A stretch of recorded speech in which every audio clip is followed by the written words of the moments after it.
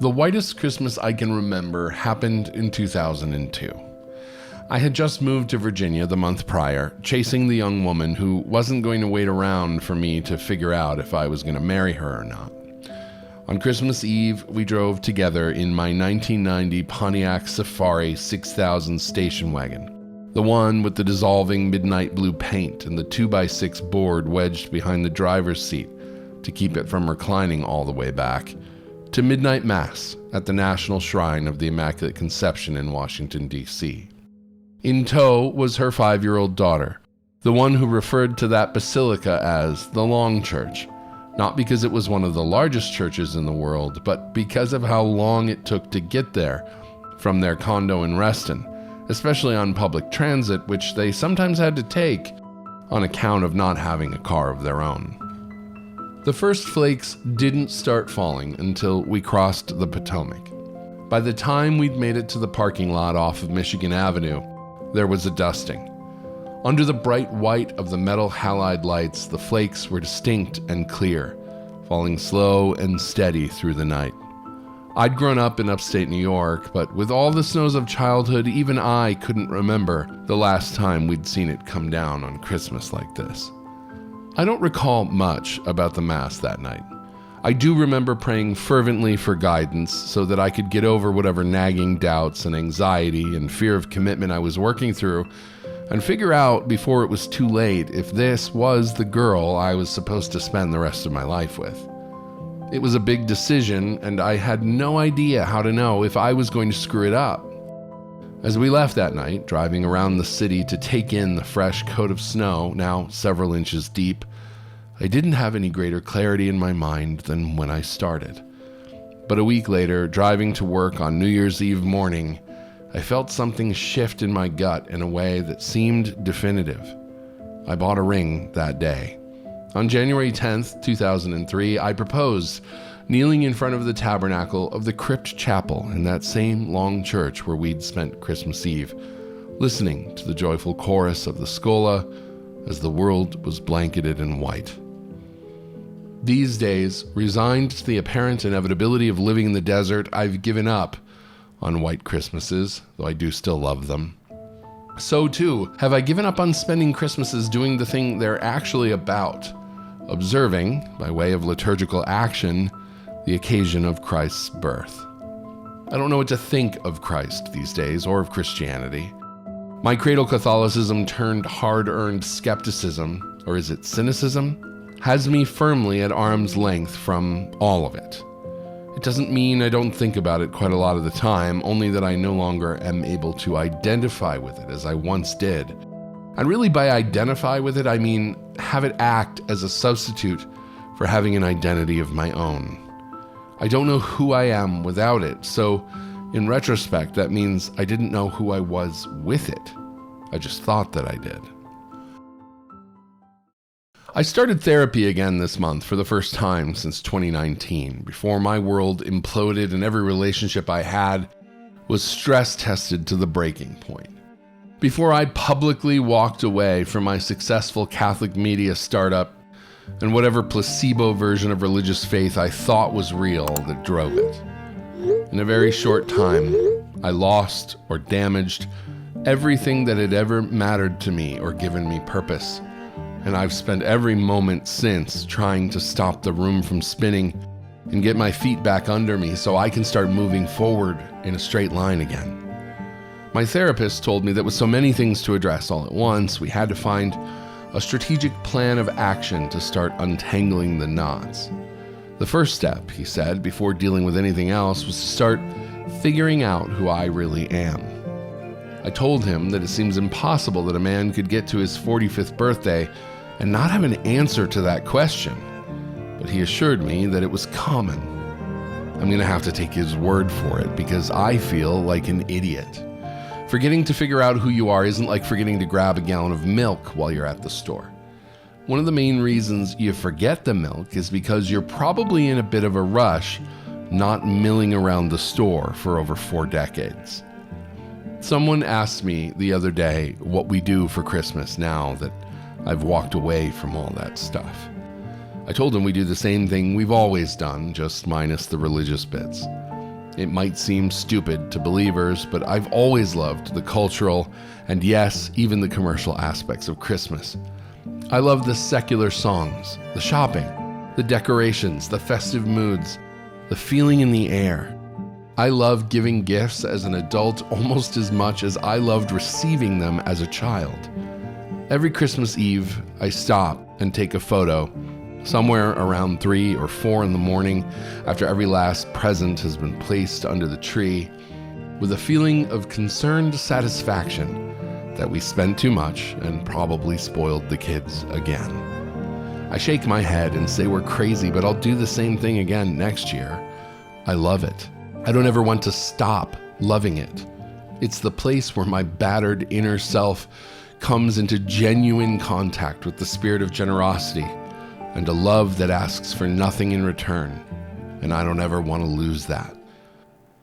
The funny thing is, it's the exact thing that told me, probably more than anything else, that my father loved me. My memories of him from my childhood are of a man who was often angry and aloof and critical and hard on me in particular.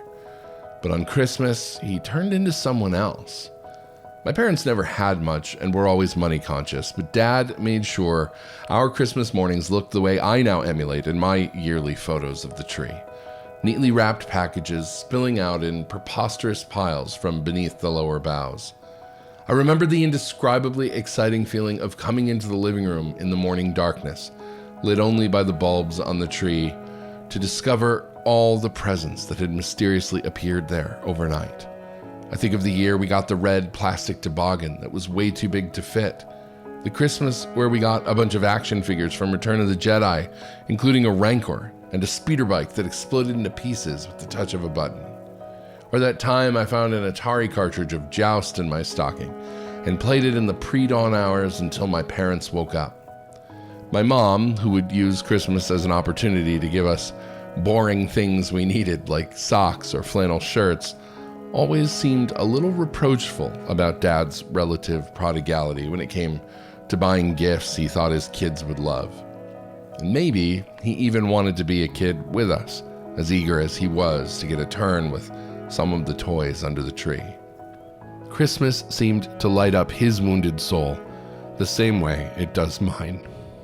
And I suppose in that way, it connects me to him, even though we are currently estranged.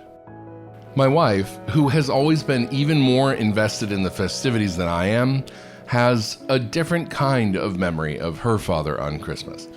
As a Chinese immigrant with no religion except his version of the American dream, making money and gaining status, he treated Christmas Day like any other. I gotta open the store, gotta go to work, and off he'd saunter. She didn't know what Christmas even was until some of the kids at school finally explained to her that it was Jesus' birthday.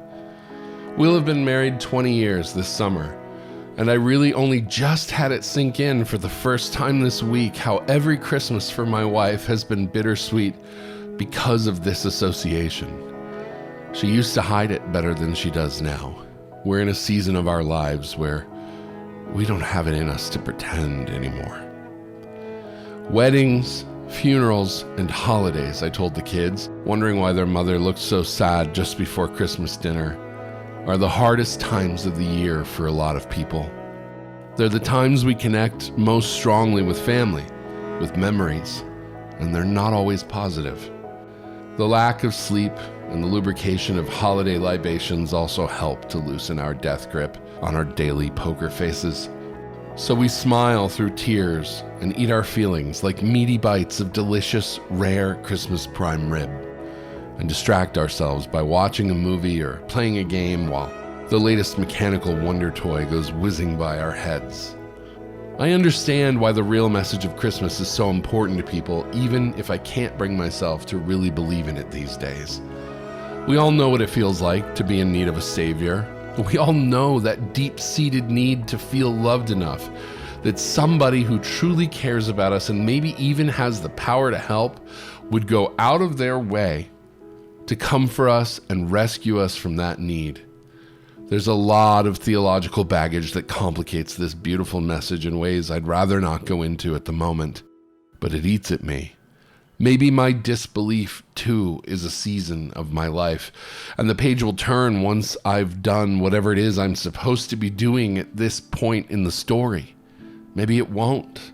I can't see the answer from here. I do know that I'm becoming ever more aware of and sensitive to the reality of our mortality. It's so cliche, it almost feels embarrassing to say it out loud, but I am. Having turned 45 last month, I'm aware that I'm very likely more than halfway done with my earthly voyage. And I've only just recently started to unpack the stuff that really matters, almost too late in the game to make it count. A recent treatable health discovery has deepened this awareness, something that, had I continued to procrastinate about it, might have brought my story to an end considerably sooner. Why is it that we come to wisdom so late when it's needed so early?